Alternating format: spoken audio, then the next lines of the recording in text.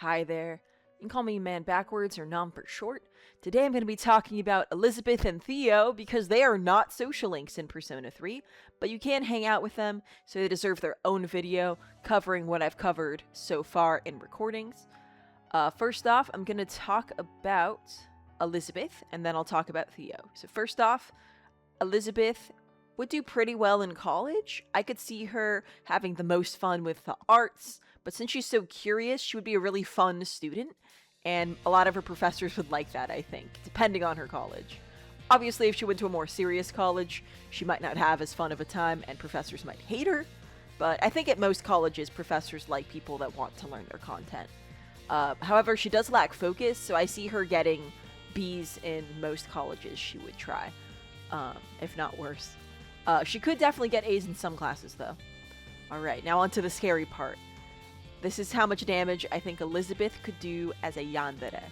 She could potentially cause the most damage out of anyone I've talked about so far, because Margaret has restraint.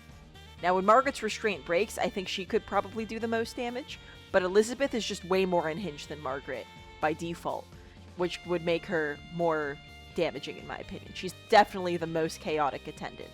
Alright, now on to Theo. He would do really well in college because he's calm and curious, and I think he would also do well with routines. I could see him mostly getting A's with a sprinkle of B's at a lot of colleges. I think he could even do pretty well at Ivy Leagues, just depending on if he built those habits strongly enough at the beginning of college. Now as a yandere, I assume he would do a lot of damage due to his powers, but frankly I don't see him doing as much damage as Elizabeth or Margaret. But maybe I'm wrong, let me know in the comments below. Please like the video if you liked it, subscribe to stay in the loop. Regardless, thank you so much for watching.